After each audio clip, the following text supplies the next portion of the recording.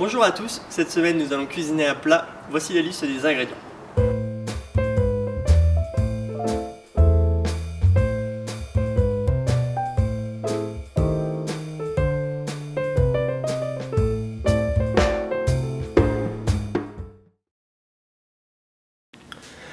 Bonjour à tous et bienvenue sur Rado.fr. Cette semaine on va cuisiner une pizza maison. Donc pour commencer on va apprendre à faire la pâte. Donc la pâte elle sera composée de farine, d'eau, de huile de truffe, de levure et de sel. Donc dans un premier temps, comme j'utilise de la levure déshydratée, on va la réhydrater. Donc là j'ai mis 10 centilitres d'eau tiède et 5 g de levure boulangère.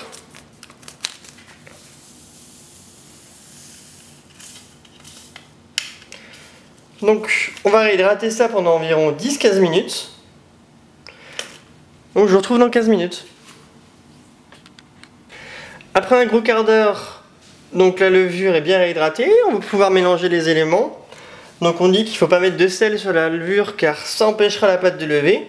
Donc c'est vrai que dans le pire des scénarios ça ne va pas lever du tout et dans le meilleur ça lèvera très mal. Donc c'est pour ça qu'avant on la délaye avec de l'eau comme ça et ben on est tranquille, il n'y aura pas de souci à ce niveau là. Donc là j'ai pesé 150 g de farine.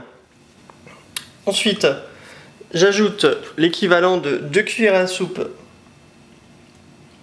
d'huile de truffe. C'est pour donner un petit goût original à notre pâte à pizza.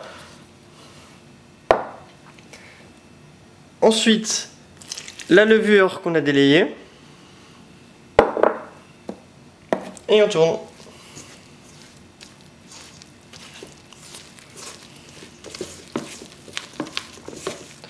Donc je vais travailler la pâte, je fais une belle boule et je vous retrouve juste après. Voilà, donc j'ai réuni les ingrédients. Donc maintenant, pour éviter que ça colle, on met un petit peu de farine. Alors maintenant on va la pétrir, donc le pétrissage c'est la partie la plus importante. Il vous faut une pâte bien souple et élastique. Donc c'est important de bien la travailler. Ça permettra de réussir notre pâte à pizza. Dès que ça colle un peu, on n'hésite pas à remettre un petit peu de farine.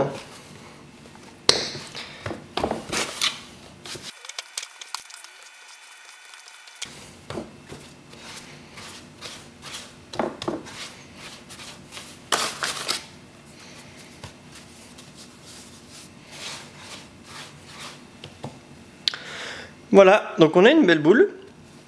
Maintenant la levure va faire son effet. On va laisser la pâte lever tranquillement pendant 1 heure dans un environnement tiède avec un linge humide dessus. Donc je fais lever ma pâte et je vous retrouve dans 1 heure. Après 1 heure de repos, notre pâte à pizza a bien monté. Donc on voit que là elle est très souple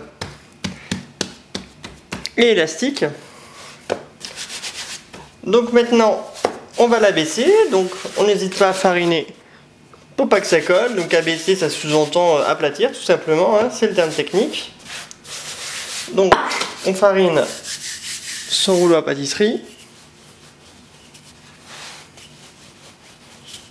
Donc là maintenant c'est à vous de juger, hein. Si vous préférez une pâte fine, et ben vous faites une pâte fine. Si vous la aimez plus épaisse, et ben vous l'aplatissez un tout petit peu moins. Donc le but c'est de faire une pizza ronde.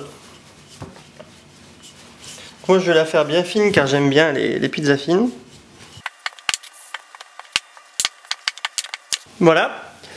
Maintenant je vais replier les bords pour avoir une pizza parfaitement ronde et surtout pour avoir une croûte. Donc voilà, donc on replie tous les bords pour faire une petite croûte. C'est toujours pareil, hein, si vous préférez une pizza sans croûte, et ben n'hésitez pas à ne pas en faire, hein.